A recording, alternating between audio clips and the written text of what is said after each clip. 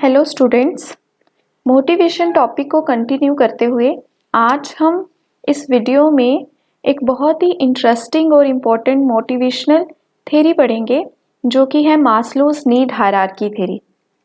एक बहुत ही famous psychologist थे अब्राहम मास्लो। उन्होंने 1943 में अपने एक पेपर में इस थ्योरी को पब्लिश किया था। उनकी जो थ्योरी थी वो कुछ पॉइंट्स पे फोकस करती है। जैसे नंबर 1 है, उनका कहना है कि जो इंसान हैं या ह्यूमन बीइंग्स हैं, उनकी जो इच्छाएं हैं, डिज़ायर्स हैं, वो कभी ख़त्म नहीं होती। जब एक इच्छा पूरी हो जाती है या एक ज़रूरत पूरी हो जाती है तो वो दूसरे की तरफ जाता है, दूसरी पूरी हो जाएगी तो तीसरे की तरफ जाता है।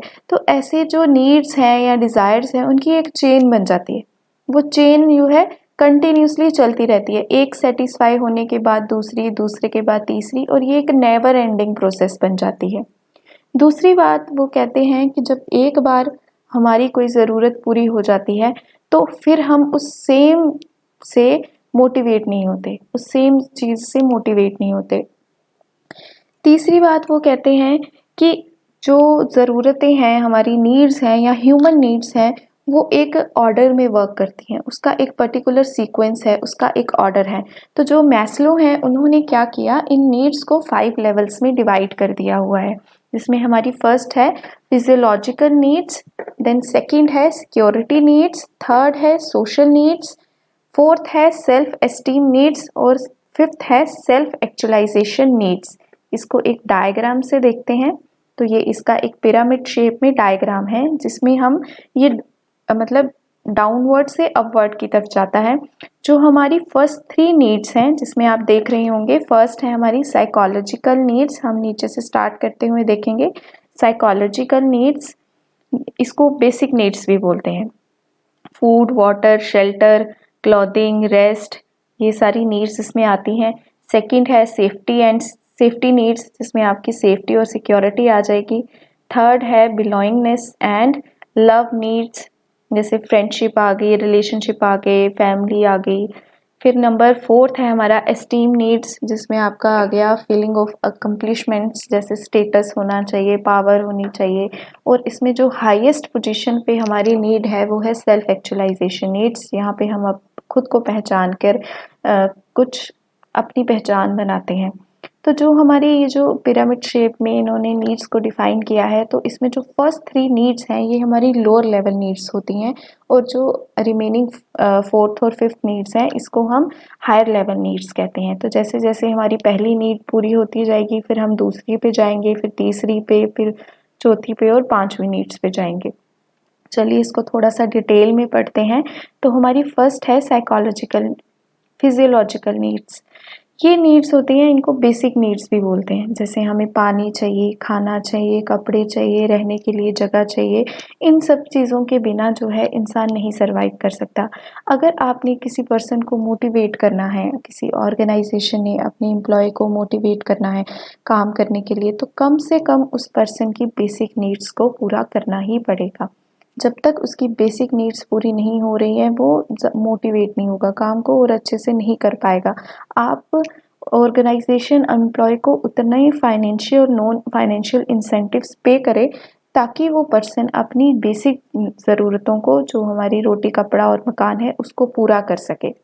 दूसरी बात इसमें मास्लो ने ये बोला है कि जब तक, जैसे ही हमारी जो बेसिक नीड्स होती हैं ये पूरी हो जाएंगी, तो हम किसी एक पर्सन को, किसी ह्यूमन बीइंग को इसी नीड से दोबारा से मोटिवेट नहीं कर सकते। जैसे एग्जांपल लीजिए, खाने की एग्जांपल लेते हैं। आपको भूख लगी है, आपने खाना खा लिया, खाना खाया, आपका पेट भर गया है। जब हमारा पेट भर जाता है, अब हम सेटिस्फाइड हैं। उसके बाद चाहे वो कितनी भी अच्छी चीज़, हमारी कितनी भी पसंदीदा चीज़ हमारे सामने कोई ला के रख दे, हमारा फिर उसको खाने का मन नहीं करता है, क्योंकि हम खाना खा चुके हैं, हम सेटिस्फाइड है।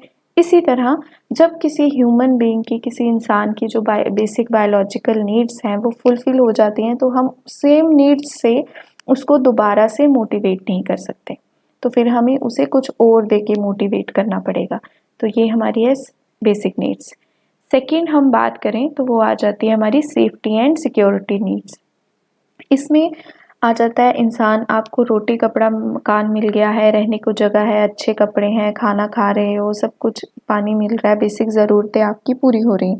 अब नेक्स्ट आपके माइंड में क्या आएगा कि मैं सिक्योर होना चाहिए, मेरी पूरी तरह से सेफ्टी, मेरी फैमिली सेफ होनी चाहिए, उनको प्रॉपर सिक्योरिटी और सेफ्टी प्रोवाइड होनी चाहिए, ये सब चीज़ें आ जाएंगी आपके माइंड में। क्या आ जाएगा, फाइनेंशियली आप स्ट्रॉन्ग हो, ठीक है। अगर आपका भगवान ना करे कहीं आपका कोई एक्सीडेंट हो जाता है, इस केस में कितना सफ़र करना पड़ेगा आपको और आपकी फैमिली को। तो या फिर जो ऑर्गेनाइजेशन है कहीं वो आपको निकाल ना दे, अगर वो आपको निकाल देती है उस सिचुएशन में आपके पास और क्या है। तो इस तरह के जो डर इंसान के मन में हमेशा रहता है, इसको जो ऑर्गेनाइजेशन है वो कैसे दूर कर सकती है। वो इसके लिए पेंशन प्लान दे सकती है, इंश्योरेंस प्लान दे सकती है, अपने एम्प्लॉयज़ को जॉब सिक्योरिटीज़ या हेल्थ इंश्योरेंस प्लान दे के उनको मोटिवेट कर सकती है, ताकि वो सिक्योर फील करें। जब आप सिक्योर और सेफ फील करोगे, आपको पता है कि आपका इन केस कोई एक्सीडेंट हो जाता है आपका या आपके किसी फैमिली मेम्बर का, तो आपके पास इंश्योरेंस प्लान्स हैं। आप रिटायर हो जाते हो तो आपके पेंशन मिल जाएगी, आपकी जॉब सिक्योर है, वो आपको किसी भी टाइम जो आपका एम्प्लॉयर है वो आपको निकाल नहीं सकता। तो आप एकदम सेफ और सिक्योर फील करोगे तो आप और अच्छे से काम करोगे, मोटिवेटेड रहोगे। तो नेक्स्ट अब हम बात करते हैं हमारी थर्ड नीड, वो है सोशल नीड्स। जब हमारी पहली दो ज़रूरतें पूरी हो गई, बेसिक नीड्स भी पूरी हो गई हैं, अब हम सिक्योर भी हैं, हमारे पास सेफ्टी नीड्स भी हमारी कंप्लीट फुलफ़िल हो चुकी हैं, तो अब थर्ड बात आती है सोशल नीड्स की। जैसे हम सोसाइटी में रहते हैं, तो अब क्या है, हमारे सोशल ग्रुप्स होने चाहिए, एक ऐसी जगह होनी चाहिए यहाँ पे हम एक दूसरे के साथ अच्छे से बातचीत कर सकें। हमारा ऐसा ग्रुप होना चाहिए जिसे हम फ्रेंडशिप ग्रुप भी कह सकते हैं, फैमिली हो, फ्रेंड्स हों, रिलेटिव्स हों, ऐसे एटमॉस्फेयर ऐसा हो यहाँ पे हम अच्छे से खुलकर एक दूसरे से बातें कर सकें, अपनी इमोशंस, अपनी फीलिंग्स को शेयर कर सकें। तो ये वाली नीड्स जो है हमारी थर्ड कैटेगरीज में आ जाती हैं। तो इस तरह की नीड्स को ऑर्गेनाइजेशन कैसे पूरी कर सकती है, वो जैसे टी ब्रेक्स होती हैं, कॉफ़ी ब्रेक्स हो गई, जैसे लंच ब्रेक्स दे दी, फिर कुछ गेट टुगेदर्स प्लान कर लिए एम्प्लॉयज़ के लिए, ताकि वहाँ पे वो अपने काम से थोड़ा सा हटकर एक दूसरे के साथ मिलजुल सकें, अपना अच्छा फ्रेंड सर्कल बना सकें, अपनी जो सोशल नीड्स हैं उनको फुलफ़िल कर सकें। नेक्स्ट है हमारी एस्टीम नीड्स।